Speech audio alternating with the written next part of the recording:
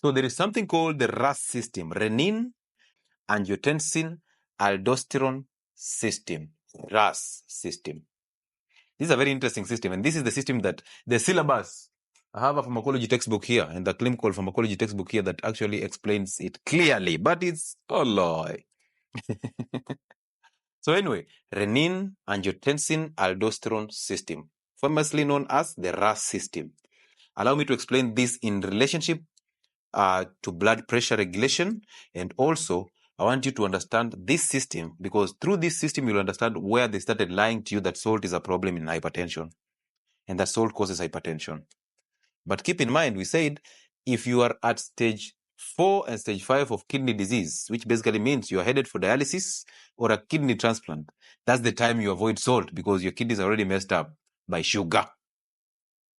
But all others, including those who are hypertensive or have been diagnosed with hypertension and they are on medication for hypertension or for the treatment of symptoms of hypertension, enjoy salt, whether raw or cooked. Don't allow your doctor to tell you that cooked salt is better than raw salt. Salt is sodium chloride, whether cooked or raw.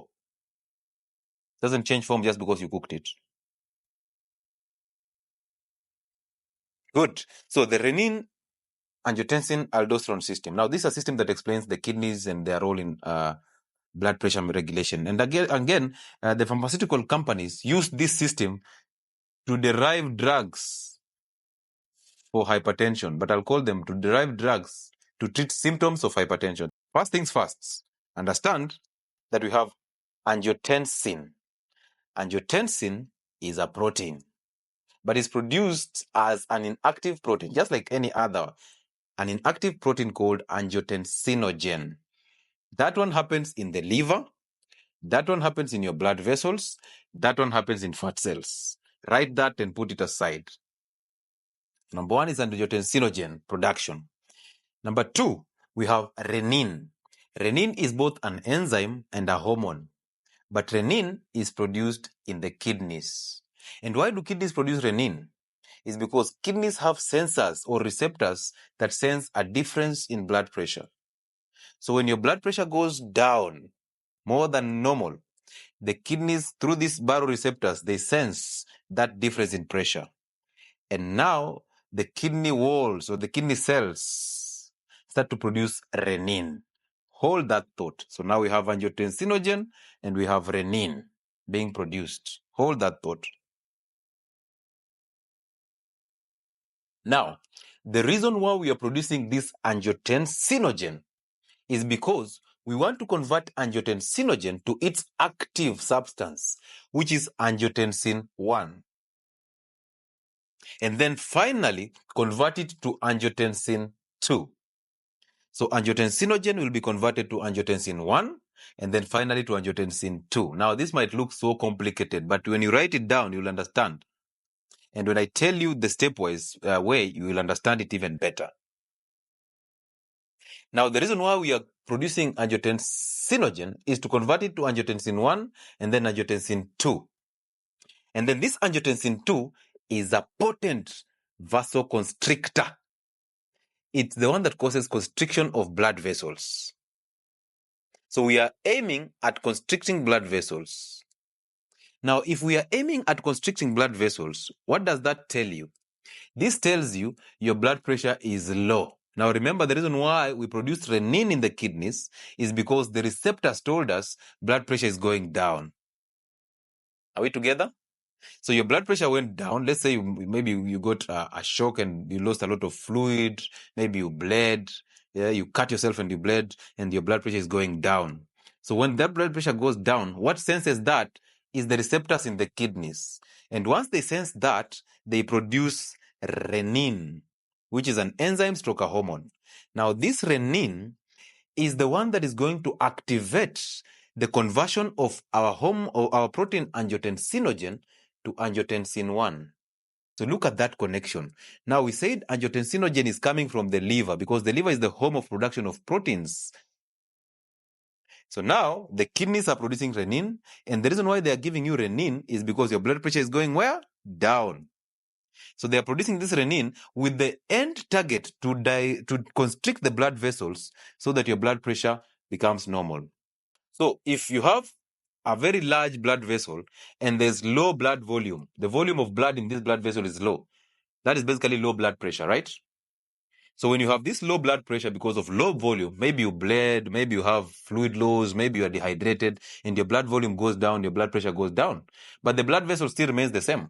It's only the fluid, the volume of blood that went down. This will notify the kidneys, hey, there's a problem. We need to constrict this blood vessel so that it looks as though this blood is enough in this blood vessel. Because if we are here as the blood vessel and the blood is here, we need to bring this down so that now we start exerting the normal blood pressure on the walls. So the kidneys gives us renin and the liver is giving us angiotensinogen. So this renin goes and activates this angiotensinogen to get angiotensin 1. This angiotensin 1 is then converted to angiotensin 2. But for you to convert angiotensin 1 to angiotensin 2, you need an enzyme. That enzyme is called ACE, angiotensin converting enzyme. Just from the name, angiotensin converting enzyme. This is for the medical student, this is for the pharmacy students. So you started by giving renin from the kidneys, you gave angiotensinogen from the liver, and then this renin activated angiotensinogen to angiotensin 1. But that is not enough. We need to convert angiotensin 1 to angiotensin 2. And for you to convert angiotensin 1 to 2, you need an enzyme. That enzyme is called angiotensin converting enzyme. It's actually called ACE. Now you get angiotensin 2. And remember, what are the functions of angiotensin 2? It is a potent vasoconstrictor. When I say vasoconstriction, I mean narrows the blood vessels. Now, when you get that potent vasoconstrictor, it narrows these blood vessels. When it narrows these blood vessels, your blood volume, your blood pressure goes up. Now you go back to normal. So that's how the kidneys regulate blood pressure. That's how they bring back your blood pressure to up. So I want you to know that the liver and the kidneys are playing a very important role in this. Also remember, for you to get the ACE, the angiotensin converting enzyme, it is coming from the lungs. So now you have the liver, the kidney, and the lungs playing a role in regulation of blood pressure. Do you see now how organs are interconnected? Because our major target is angiotensin 2.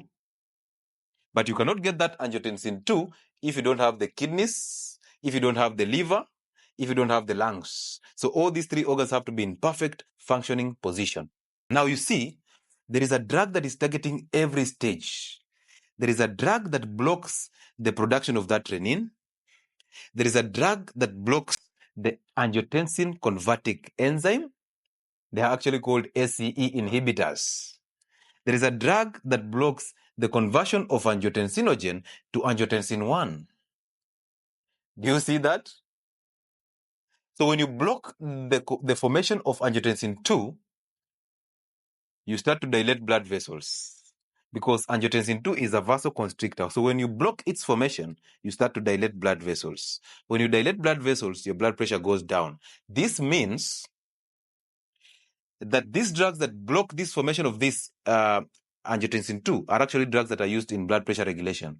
Those drugs that you take for hypertension. For example, drugs that block the angiotensin converting enzyme, ACEs. An example is enalapril,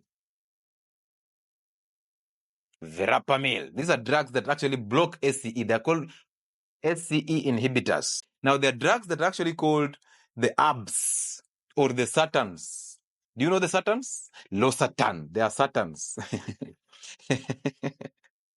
Yeah? Telmisartan, valsartan. Those are that end with SATANs. Yeah? Now you can easily know where they act. The ARBs. They are called ARBs because they are called angiotensin receptor blockers. ARBs. Angiotensin receptor blockers. So they block the binding of angiotensin to the cells. Therefore, angiotensin cannot function. That means vasodilation. That means low blood pressure.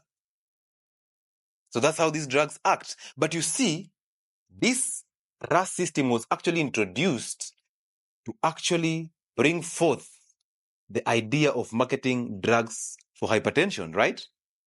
Because even if we block the constriction of blood vessels, we are not fixing hypertension.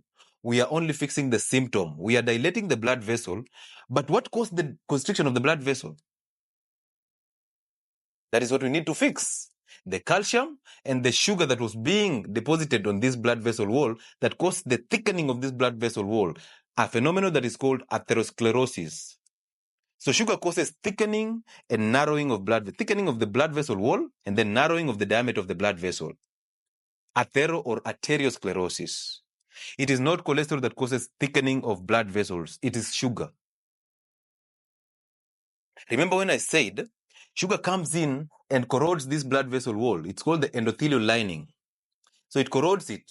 Once it corrodes it, something has to happen to fix this. What fixes this is cholesterol. So cholesterol comes in to fix the sugar problems, but we end up blaming the cholesterol. Now, when sugar corrodes this, it forms a very rough surface here, inflammation. Now, also remember, the same sugar attaches to red blood cells and makes them very sticky and very heavy. That's why you do a HbA1c test when you're diabetic, because HbA1c test measures the amount of sugar in form of glucose that is attached on red blood cells. So when sugar attaches these red blood cells, it makes them very sticky, just the same way you pour a tea that has sugar on a table and you come back and touch it later, it's sticky. That's the same phenomenon that's happening in your blood vessels as you consume sugar. So then this sugar and the red blood cells settle down on that blood vessel wall and they find a rough surface. It becomes easy for them to stick there. Once they stick there, they cannot move. They start attracting other cells and they grow a mass in your blood vessel and they start blocking that blood vessel. They start narrowing the diameter and blood pressure goes up. I have a relative who was being given all these drugs, Nebi-AM, that is nebivolol amlodipine, and then calcium supplements and atorvastatin. Nowadays, he doesn't want to hear them at all. Listen to that. Because you're given a drug to target each stage. You're given a drug for renin to block the production of renin. You're given a drug to block the conversion of angiotensin to angiotensin 1. You're given a drug to block angiotensin 2 from binding to the receptors. You're given a drug to block calcium from going into the cells. These are 4 drugs already, even 5. And each drug is coming with different side effects. So how do we survive? This is for nursing students. This is for even professionals. This is for medical students. This is for the pharmacy students. When your lecturer is busy trying to avoid this topic, I am here trying to break it down in a simpler way for you to understand it. And when I break it down to you and I give you the dietary modification that will change what is happening to the blood vessels, as you come out, you will not be taking that pen to write prescriptions for hypertensive drugs to everybody. No, you will come out and advise them to fix these problems for a lifetime, not allow them to just fix it temporarily as they come back, pay consultation fee. You send them to the pharmacy, they buy drugs, they still come back. You're even sure that this guy is coming back after 3 months. I've given him drugs for 3 months. Let's just see how he does, how he survives. He will come back. He will come back. And that's how this system is designed. Give them drugs, let them mask the symptoms. As they mask the symptoms, they have to come back and extract money from them in a slow but gradual way. And when they die, tell them they died from the disease they were treating. They will not ask you questions because we have trained doctors to brainwash them. They can't ask us questions. Sugar is a problem in all forms, including fruits and honey. Artificial sweeteners destroy your adrenals. But remember we said the adrenal glands are the ones that produce aldosterone, which is the hormone that actually initiates this RAAS system. So if you destroy your kidneys or your adrenals, how do you expect to regulate blood pressure? So 1, angiotensin 2 causes constriction, so your blood pressure goes up, right? And number 2, it actually activates the adrenals to produce the aldosterone. And that hormone aldosterone is one hormone that tells the kidneys, hey, it's time for you to reabsorb salt and reabsorb water. We are having a problem with the blood pressure here. It is low. So please reabsorb salt. If you reabsorb salt, water follows the salt. And that's why I tell you to take water and salt. Why? Because when you absorb the salt, you reabsorb this water. That is total and adequate or optimum hydration. So ladies, as you take your 2.5 liters of water every day and you still have a bad skin, you still have acne, you still have a migraine in the evening, this is the time for you to start taking salt plus water so that you hydrate adequately. So remember this, drinking just water for no good reason can actually cause you dehydration.